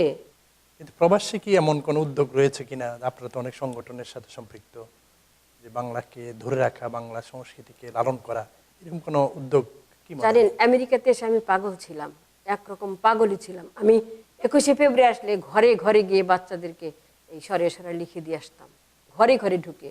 তারপরে উপরে আমার উপরতলায় ভাবি বাঙালি, ওনার বাচ্চাদেরকে আমি বাংলা শেখাতাম। তার পাশে বাসা যে সমস্ত বাচ্চাদের সাথে আমার মেয়েরা স্কুলে যেত, ওদেরকে আমি ইচ্ছে করে বাংলাটা শেখাতাম। তারপর ভাবিকে অনুরোধ করলাম, ভাবি বাংলা শেখান। ভাবি পরে বললো যে আমি হ্যাঁ একটা বাংলা স্কুলে ওকে বাংলা শেখাচ্ছি। আমার চারপাশের যে আবহাওয়াটা সেটা আমি আমি চাচ্ছি যে বাংলা বলি। তারপর আমি ঘরে নাটক করতাম, আপনি দেখছেন একটা অনুষ্ঠানে আসছিলেন। আমি 21শে ফেব্রুয়ারি পর নাটক নিজে লিখে সেটা বাচ্চাদের দিয়ে করাই করাই প্রতি বছরই প্রায় করাই। এটা আমি আমার এই সৌদি আরব থেকেই করানোর অভ্যাস। আর যে নতুন প্রজন্মের কথা বললেন, প্রবীণদের কথা বললেন, আর যারা মাঝামাঝি আছে তাদের কি অবস্থা? মাঝামাঝি যারা আছে তারা তো যুদ্ধক্ষেত্রে আছে, তারা তারা তো যুদ্ধক্ষেত্রে আছে, তাদের দিন রাত কিভাবে যায় তারাই জানে। কারণ তাদের একদিকে সংসার সামাল দিতে হয়, আরেকদিকে মাঝামাঝি বলতে কি বলতেছেন, যে কলেজের স্টুডেন্ট এগুলো নাকি টিনেজারদের? নতুন প্রজন্ম আর প্রবীণদের বাদ দিয়ে হ্যাঁ, মাঝারি যারা, মাঝারি যারা তারা তো মাঝারি যারা তারাই আমার মনে হয় হ্যাপি। কারণ হলো ওরা তো ওদের তো এখন তাগড়া শরীর, ওরা টাকা আর্ন করতেছে, সংসার দিয়ে একটা বাচ্চা হয়েছে, ভালোই আছে, ওরাই ভালো আছে আমি দেখি। আর টিনেজার যারা তারা তো তাদের নিয়ে আমাদের সবসময় একটা দুর্ভাবনা, কখন জানি ভুল পথে পা ফেলে দেয়, কখন জানি ভুল পথে পা ফেলে দেয়, একটা ভয় সমস্ত গার্জিয়ানদের মধ্যেই থাকে। সে এখন কি করবেন আপনি, কম্পিউটারের যুগে জন্ম, তার হাতে সর্বক্ষণ মোবাইল হাতেই আছে, আর একটা মোবাইল হাতে দেওয়া একটা বাচ্চাকে একটা আগুনের খণ্ড তুলে দেওয়া তো সমানই আমি মনে করি। কারণ হলো কি না পায় সে সেখানে, এগুলো তো একজন সচেতন বাবা মাকে অবশ্যই দেখেন। জঙ্গিতে বাংলাদেশ থেকে অনেকেই হারিয়ে গেছে, বিলুপ্ত হয়ে যাচ্ছে। এখন আপনি বলতে পারেন যে কেমন হ্যাঁ, এখন আপনি বলতে পারেন যে কেমন বাবা মা, একটু কি বাবা মা দেখেন এই সন্তানকে? আপনি কতক্ষণ দেখে রাখবেন, কতক্ষণ আপনি পাহারা দিবেন? আপনি কি নিজের কাজ নাই? আপনি নিজে যদি বাইরে কাজও না করেন, তা তো ঘরেও তো আপনি কত কাজ। আপনি কি সারাক্ষণ আপনার বাচ্চাটাকে পাহারা দিতে পারেন? যদি সে নিজে স্খলিত হয়ে যায়, যদি সে কথা সে না শোনে। এখন এই এই যে টিনেজারদের নিয়ে, টিনেজার বয়সটা উতরিয়ে গেলে আমার মনে হয় এই সময়টা এখানে ভালো। আর টিনেজার পর্যন্ত প্রত্যেকটা বাবা মার একটা জ্বর থাকে গায়ে, যে আমার বাচ্চা কখন জানি কি হয়ে যায়। একটা বিষয়। আর আপা কবিতার কথা বললেন, লেখালেখির কথা বললেন, তো প্রবাসে কি মনে করেন ভবিষ্যৎ কোন দিকে কি কি হবে? না, প্রবাসে ভালো লিখছে, আমাদের এখানে ফকির ইলিয়াস ভালো লিখছে, তমিজুদ্দিন লদি ভালো লিখছেন, তারপরে শামসুল মোমেন ভালো লিখছেন, এরা ভালো লিখছেন। এরা যদি একটু সহৃদয়বান হন, যে এর যে আমরা কিছু করতে চাই, তাহলে এটা করতে পারেন ইচ্ছা করলে। আর যদি ইচ্ছা না হয় তাহলে তার কিছু করার নাই। প্রবাসী লেখালেখি করছে, অনেক মেয়েরা এখন এগিয়ে আসছেন, নতুন নতুন অনেক মেয়ে আসছে, লেখালেখি করছে তারা। হ্যাঁ, প্রবাস ভালোই আছে, আমরা তো ভালোই আছি। প্রতি সপ্তাহে আমরা সময়ই পাই না, কোনটা থেকে কোনটা যাব, অস্থির থাকি। সংগঠন, অনেক প্রোগ্রাম থাকে। তবে হ্যাঁ, একটা ব্যাপার আছে, যে সেটা হলো যদি বাংলাদেশে থাকতাম তাহলে অনেক ভালো করতে পারতাম, এতদিন হয়তো একটা একটা স্থান হয়ে যেত। এখানে কেন নয়? এখানে সেটা নাই। পরিবেশ সেভাবে সহযোগিতা করছে না, কি কি জন্য না, এখানে সেটা নাই। এটা এটা নাই কেন, এই নাই কেন খুঁজতে গেলেই কষ্টে ভিতর জর্জরিত হয়ে যায়, চোখে পানি এসে যায়। নাই কেন, এটা খুঁজতে গেলেই। কেন, কতটুকু খুঁজে পেয়েছেন? কেন, এই কেনর জবাব এখন ওই যে বললাম, আমি তো বলতে পারি না আমাকে 80 দশকের কবি করে নাও, আমাকে এটা করে নাও, আমাকে ওইটা করে নাও, এটা তো বলা যায় না, নিজের কথা তো নিজে বলা যায় না, সবাই বলতে পারে না। এখন যে এই কবিতা, লেখালেখি, এগুলো আসলে আর্থিকভাবে কতটুকু সহযোগিতা করে না, প্রবাসে? আর্থিকভাবে সহযোগিতা প্রবাসে আর্থিকভাবে তো কোনো সহযোগিতাই নাই। ও ভালো কথা বলেছেন। একজন শিল্পীকে যখন গান গাওয়া হয়, শিল্পীকে অনার করা হয়, কিন্তু একজন কবিকে ডেকে কবিতা পড়া হলে তাকে অনার করা হয় না। আশ্চর্য লাগে না আমেরিকার মতো জায়গায়, অথচ সৌদি আরবে আমরা যখন ছিলাম, আমাদের যখন কোনো কবিতার আসলে কবিতা পড়ার জন্য ডাকা হতো, আমাদেরকে অনার করা হতো। এখানে সেটা নাই। এখানে সেটা নাই। আমি অবাক হয়ে যাই যে আমেরিকার মতো জায়গায় এটা নাই, কেন নেই? এমনকি আমরা যে পত্রিকায় লেখা দিতাম, সেই পত্রিকা থেকে আমাদেরকে অনার করা হতো সৌদি আরবে। সৌদি আরবে এখানে সেটা নাই। এখানে কবিদের দামই নাই, কবিরা বসে আছে কোন পিছনে কোন ইসে বসে আছে, খবরই নাই। তো সেটা কেন আসলে, এই মূল্যায়নটা কি কেন জানি, নেই? হয়তো ভালো লেখা না, হয়তো এখানে ভালো লেখা নাকি, সবাই তো একই রকম। এখানে তো ভালো, আমি ভালো লিখছি, অমুকে ভালো লিখছে না, এরকম না তো, কিন্তু সবাই তো একই রকম আমি দেখি। তো তাহলে ভবিষ্যৎটা কি, যদি এরকম মূল্যায়ন না থাকে, ভবিষ্যতে কি কেউ কবি লেখক হবে? ওই যে বললাম, যারা এই যে ধরে রাখবে সময়টাকে, যারা ধরে রাখবে যে 3 পুরুষ আছে 4 পুরুষ আছে, যাই বলি, এই 3 পুরুষ যদি বলে যে না আমরা ধরে রাখতে চাই, আমরা ওই কবিতাকে অঙ্গনটাকে আরো পরিপুষ্ট করতে চাই, তাহলে আমি তো দেখি যে এখানে ফেসবুকে অনেক মানে যে কবি না সেও কবিতা লিখছে, সেখানে এখানকার নিউ ইয়র্কের লেখকরা নত্যবিধান সত্যবিধান মানছে না, তারা অক্ষরবৃত্তে যাচ্ছে না, স্বরবৃত্তে যাচ্ছে না, মাত্রাবৃত্তে যাচ্ছে না, কবিতা লিখে ফেলতেছে। এখন আপনি এটা বলতে যাবেন, বললে আপনি খারাপ হয়ে গেলেন, এটা বলছেন কেন? আমার কবিতা বুঝি হয় নাই? আমার কবিতা এত ভালো, তো এত উচ্চমানের কবিতা। আবার আরেক শ্রেণী দেখা যাচ্ছে যে এক শ্রেণী আরেক শ্রেণীকে শোষণ করছে, এই তোমার কবিতাটা হয় না। নিজের কবিতা হয়েছে কিনা সে খবর রাখে না, এইটা হলো মুশকিল। আমি নিজে কি লিখতেছি সেইটা সে জানে না, অন্যকে সে সুপারিশ দিতে যায়, তখনই তো মুশকিলটা হয়ে যায়। এখন এই যে মূল্যায়নটা কে করবে, যে হয় না বা হয় হ্যাঁ, ভালো হয়? এই মূল লাইনটাই কে করবে? সেই তো নাই, এখন তো শেষ, এখন তো আর নাই, কে করবে বলুন? এখন যে তার কবিতাটা ভালো বা যতটুকু হয়েছে, যে এই এই যে স্বীকৃতিটা, এটা কারা দিবে, কে দিবে? অথবা যে বললেন যে তারটা হয় নাই, এখন এই স্বীকৃতি দিতে গেলেই তো তখন আসলে হলো কি, যে যেমন ধরেন শহীদ ভাই ছিলেন, শহীদ ভাইকে আমরা সবাই শ্রদ্ধা করতাম। এখন আমি মনে করি এখানে যারা ভালো লিখছেন তাদেরকে কাউকে না কাউকে এই শ্রদ্ধার জায়গাটা নিতে হবে, যাতে করে সবাই তাকে শ্রদ্ধা করে। সে তমিজুদ্দিন লোদী হোক, শামসাল মোমিনী হোক, ফকির ইলিয়াসী হোক, জুলি রহমানি হোক, যে কোনো একজনকে সেই শ্রদ্ধার জায়গাটা তৈরি করতে হবে, যাতে তাকে কেউ শ্রদ্ধা করে। এবং এখন এখন হলো কি, এই সাহিত্যের জগৎটা হলো কি, কেউ কাউকে আসলে আমি দেখছি না, মানতে চায় না, মানতে চায় না। আর এই না মানারও কিছু কারণ অবশ্যই অবশ্যই আছে, না মানারও কিছু কারণ। আপনার দৃষ্টিতে কারণগুলো কি কি? আমাকে সবচেয়ে আগে হবে, আমাকে বড় মনের মানুষ হতে হবে, উদার চিত্তের হতে হবে, তারপর আপনি আমার কাছে। এখন সেলিম ভাই আপনি একজোটে আমার আসলে আসবেন, না আসলে না আসবেন, আমি কি আপনার কাছে যাব? যাব না। আমাকে আপনাকে সহৃদয়বান হতে হবে, আপনাকে হৃদয়ে নিয়ে বসবাস করতে হবে, এই মেন কথা। অনেক কথা আপনি আমাকে বলে দিলেন, আমি জানি না কি হবে, পরে কি আমাকে কেউ ছুরি কাছি বললাম মারবে কিনা আমি জানি না। তো প্রবাসীদের যুক্তরাষ্ট্রে দীর্ঘদিন আপনি বসবাস করছেন, এখানে কি সমস্যাগুলো বেশি মনে হয়? দেখুন, আমরা যারা লেখালেখি করি, আমার কথাটাই ধরি, আমি 2008-এ আসছি, আমি ব্রঞ্চে থাকি, আমি 6 ট্রেন, ই ট্রেন, এ ট্রেন, এফ ট্রেন ধরে ধরে এই যে এত এত দূর দূরান্তে যাই, এক একবার আমি ভাবি আমি একটা কবিতা পড়ার জন্য, একটা কবিতার জন্য আমি এত দূর চলে আসছি। এই জিনিসগুলো কেউ মূল্যায়ন করে না, তখন খুব কষ্ট লাগে যে এই যে একটা কবিতার জন্য একজন মানুষ এত দূর থেকে এত দূর, শুধু আমি না, আমার ব্যাপারটা না, সবার কথাই, সবার। এখানে কিন্তু সবাই অর্থের পিছনে ছুটে, আগে আমার সংসার, সন্তান, তারপর না আমার লেখালেখির জগৎটা। এখন এই যে এত কষ্টের পরেও যে আমি জিনিসটাকে ধরে রাখতে পারছি, আমি জিনিসটাকে ধরে রাখছি, এটা মূল্যায়ন করতে হবে তো। এই মূল্যায়নটা যদি না থাকে, কতদিন আপনি দৌড়াবেন বলেন, কতদিন দৌড়াবেন? আপনারা তো জানেন যে মার্কিন প্রেসিডেন্ট নির্বাচন আসন্ন, তো নির্বাচন নিয়ে কি ভাবছেন, কি মনে হয় বাঙালিদের অনুভূতি কি এই নির্বাচন? আমি যেহেতু নারী, আমি তো নারীকেই চাবো, আমি নারী তো, তাই নারীকেই চাবো। তবে হ্যাঁ, এখানে দুটো কথা আছে, নারী হলেই যে সে নারীর পক্ষে থাকবে এটাও কিন্তু কথা না। এখানে নিউ ইয়র্কে নারী নারী সম অধিকার, নারী অনেক মিছিল টিছিল হচ্ছে, আমি কোনোদিন যোগ দিইনি।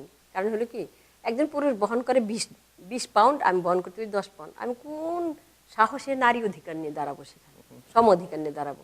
আমি এটা পছন্দ করি না, এটা আমি পছন্দ করি না। এখন আমেরিকার যেটা আমি বলবো, এখানে সবার মুখে যেটা শুনছি যে হিলারি হলে আমাদের জন্য সুবিধা হয়। কি কি সুবিধা হয়? যা যা বললো আর কি, এই ধরনের আমাদের বাঙালিদের জন্য, বা বাইরে যারা এখানে যারা কি বলবো ইমিগ্রেন্ট হয়ে আসছেন তাদের জন্য এই এই যাবতীয় সুবিধাগুলো আছে। আর উনি আসলে কি হয়, এই ধরনের অসুবিধাগুলো আছে। যখন এটা শুনি, এখন আমরা আভ্যন্তরীণ ব্যাপারটা তো, আমেরিকার আভ্যন্তরীণ ব্যাপারটা আমরা অতটা গেস করতে পারি না, যতটুকু আমরা দেখি পেপারে, টিভিতে, মিডিয়াতে যতটুকু দেখি, আর মুখে মুখে যেটা শুনি সেটা হলো ওই জাতের, যে উনি আসলে আমাদের এই হয়, উনি আসলে আমাদের এই হয়।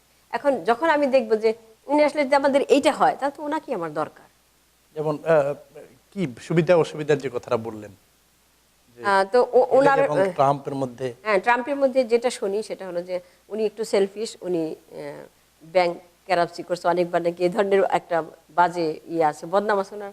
আমি জানি না ঠিক, আমাকে এই সব ব্যাপারে খুব একটা ঘাটাবেন না, আমি রাজনীতির মানুষ না, আমি কবি। কারণ আমি কবিতা বুঝি, গান বুঝি, রাজনীতি আমি খুব একটা বুঝি না, আমি রাজনীতি যাইও না, কারণ এসব থেকে আমি দূরে থাকতে চাই। কিন্তু আমার কথা হলো যে জনগণ যাকে চাচ্ছে, জনগণ যেখানে 10 জন, সেই 10 জনের মধ্যে আমি আছি, যেখানে 2 জন সেখানে আমি যাব না। আমি সর্বদাই সংখ্যাগরিষ্ঠ, সংখ্যালঘিষ্ঠ না। সেটা এখানে আপনি বসবাস করতে গিয়ে এখানে তো বিভিন্ন দেশের বিভিন্ন কমিউনিটির বিভিন্ন বর্ণের লোক রয়েছে।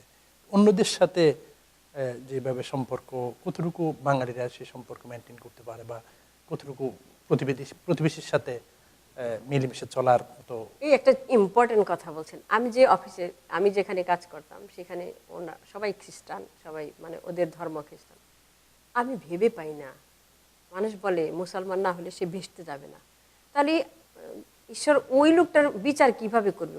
ও তো খ্রিস্টান। তাহলে অনেকে এখানে ভুল তথ্য দেয় যে মুসলমান না হলে, মুসলমান ধর্ম সর্বশ্রেষ্ঠ ধর্ম। মানি মুসলমান ধর্ম সর্বশ্রেষ্ঠ ধর্ম, কিন্তু সেখানে মানবতাও তো থাকতে হবে, তাই না? সর্বাগ্রে মানবতা, মানবতা যেখানে নাই সেখানে তো কিছু নাই। এখন এদের যে ব্যবহার, আমি কখনো এই দেশীয় মানুষদের সাথে কাজ করেছি, আমি অনাদর অবহেলা কোথাও পাইনি। এদের যে ব্যবহার, এই ব্যবহার শিখতে আমাদের অনেক বছর লাগবে, অনেক যুগ লাগবে। কেন? ইসলাম ধর্ম তো শান্তির ধর্ম, ইসলাম ধর্ম তো সব সেরা ধর্ম, তাইলে কেন এই দিক থেকে বাঙালিরা বা মুসলমানরা পিছিয়ে কেন? কি মনে হয় আপনার? পিছিয়ে সেটা পরিবেশ। আমরা ওই পরিবেশেই বড় হয়েছি। আমরা কি শিখেছি, কেন সেই পরিবেশটা আমি আপনাকে বোঝাই। আপনি আপনার ফ্যামিলিতে আছেন, বড় ছেলে, আপনার বউ বাচ্চা আছে, মা বাবা আছে। আপনি বাচ্চাদের শিখাচ্ছেন, এই ওর সাথে কথা বলো না, ও খুব খারাপ, ওর সাথে যাবে না। এই যে নেগেটিভ কথাটা আপনি বাচ্চার কানে ঢুকিয়ে দিলেন, এটা পরিবেশ। এবং এটা আপনি তৈরি করেছেন, আমি তৈরি করেছি, আমার সমাজ তৈরি করেছে। এখানে এটা নাই। এখানে আবার এখানে বলে যে অনার করে না, ডিজনার করে। একজন বলল যে মাকে নিয়ে সিঁড়ি মাকে নিয়ে একটা 40 বছর যাবত একটা ম্যাগাজিন বেরোচ্ছে, ওখানে আমি 8 বছর যাবত আসছি, আমাকে সব সময় ডাকেন উনি। আমি ওনাকে হাসানুর রহমান সাহেবকে খুব শ্রদ্ধা করি। ওখানে গেলাম তো সালেম সুলেরি বললেন যে মাকে শ্রদ্ধা করতে শিখতে হবে, মাকে শ্রদ্ধা করে না এই দেশের ছেলেমেয়েরা। আচ্ছা, এই দেশের ছেলেমেয়েরা মাকে শ্রদ্ধা করে না, এই দিকটা, শ্রদ্ধা জিনিসটা যদি সামগ্রিকভাবে বিচার করতে যাই, আমাদের দেশের ছেলেমেয়েরা কি শ্রদ্ধা করে? আমাদের দেশের ছেলেমেয়েরা দেখেন আপনি কয়টা যৌথ ফ্যামিলিতে ঝগড়াঝাটি না আছে, অসামঞ্জস্যতা না আছে। সাধারণ ফ্যামিলিতে যান আপনি, বা উচ্চবিত্ত ফ্যামিলিতে, সেখানে নীরবে নীরবে। এই পরিবেশগত কারণেই আমাদের এটা শিখতে অনেক সময় লাগবে। এবং আমি এদেশের মানুষের কাছ থেকে কখনোই নেগেটিভ কিছু পাইনি, অসদাচরণ পাইনি। বাসে, ট্রেনে, এভরিহুয়ার এ গুড পারসন। মাঝে মধ্যে হেট ক্রাইমের কথা শোনা যায়, যে সেটা কেন হয়? এটা খুবই ভয় পাচ্ছি। ইদানিং শুনছি যে হেট ক্রাইম হচ্ছে, যেমন এই যে মসজিদে মুয়াজ্জিনকে কেন করলো এটা জানি না। এটা বিচ্ছিন্ন দুই একটা ঘটনা। হ্যাঁ, বিচ্ছিন্ন দুই একটা ঘটনা ঘটছে। এটা হতে পারে এটা যে এখন মিডিয়া যুগ, এখন মিডিয়া খুলছে, তারা দেখছে অমুক দেশে এরকম খুনাখুনি, মারামারি। এখন তো সারা বিশ্বই, শুধু আমেরিকা বলছেন কেন আপনি, সারা বিশ্বই তো এখন আপনি কোথায় দেখবেন? আপনি শিশু জলে সাগরের পানিতে ভাসছে, পারে ভাসছে, এগুলি মানে অমানবিক, এগুলো দেখে তো সহ্য করা যায় না। আর সেটা কোথায় হচ্ছে? সেটা তো মুসলিম কান্ট্রিতেই হচ্ছে। আপনি কি বলবেন? আর এখানে তো বলার কিছু নাই, সারা বিশ্বই তালমাতাল। এখন আমাদের প্রবাসীদের কিভাবে এখানে চলাফেরা করা, সার্বিকভাবে নিজেকে পরিচালিত করা, কি মনে, আপনার পরামর্শ কি? যে আপনি বললেন যে এখানে যারা মূল আমেরিকান যারা, তাদের সাথে অনেক কিছু শিকার রয়েছে, যে কথাটা আপনি বললেন, সেই হিসেবে আমাদের প্রবাসীদের আসলে কি করণীয়? দেখেন, এখানে আমি অনেক ধরনের পেয়েছি, যে এখানে তাদের সাথে চলতে গিয়ে আমি 3 মাস পড়াশোনা করেছি একটা জবে ঢোকার জন্য। জবে ঢুকেছিলাম, আমি তো পাগল চিত্তের, ওই 2 মাস করার পরে ভালো লাগেনি, ছেড়ে চলে আসছি। তো এখন এই যে ওখানে পড়াশোনা করতে গিয়ে আমার আরও অভিজ্ঞতা হয়েছে, যে এদের যে কোয়ালিটি, মানে চাকরি নীতিকে অভিজ্ঞতা হয়েছে। আমি যখন এজিবিতে, আমি অনার্স কমপ্লিট করার পরে এজিবিতে আমি জব নিতে গিয়েছিলাম। সেখানে আমার চারপাশে যে স্যার, মানে যারা আমাকে ইন্টারভিউ নিবে, তারা আমাকে মনে হয় কি যে পিলু পাস আসছে না, পিলু পাসের মতো প্রশ্ন ছুটছে, আমি ওই একটা শোনার আগে আরেকটা করে ফেলছি। আর এখানে আমি যখন জব নিতে গেলাম, আমি ইয়াটা মানে ডিফারেন্সটা দেখাচ্ছি। তা আমি এখানে যখন জব নিতে গেলাম তখন উনি যিনি আমার ইন্টারভিউ নেবেন উনি রুম থেকে হেঁটে এসে জুলি ডেকে আমার এসে হ্যান্ডশেক করলো। আমি অবাক হয়ে গেছি, উনি কে? ইন্টারভিউর আগেই হ্যাঁ, ইন্টারভিউর আগেই আপনি তাকে আমাকে ডেকে নিল, ওয়েলকাম, বসাইলো চেয়ারে। তারপরে আমি অমুক, আমি তোমার ইন্টারভিউ নিচ্ছি, আমি জবের জন্য। আমি তো কি প্রশ্নের উত্তর দিব, হা করে তাকিয়ে আছি। আমার মনে পড়ে গেছে এজিবির সেই ইন্টারভিউর কথা। কাজে আপনি এগুলো তো ডিফারেন্স আছেই, আপনি অস্বীকার করতে পারবেন না। তারপর আপনাকে অনেক ধন্যবাদ, অনেক বিষয় আমরা কথা বলেছি, আমাদেরকে সময় দেওয়ার জন্য আপনাকে অসংখ্য ধন্যবাদ, মিলেনিয়াম টিভিকে অসংখ্য ধন্যবাদ আমাকে এখানে নিমন্ত্রণ করার জন্য। আপনাকে অসংখ্য ধন্যবাদ। দর্শক শ্রোতা ভালো থাকবেন, সবাইকে সাধুবাদ। প্রিয় দর্শক, আজ আমরা এখানে শেষ করবো। আপনারা ভালো থাকুন, সুস্থ থাকুন এবং মিলেনিয়ামের সঙ্গে থাকুন।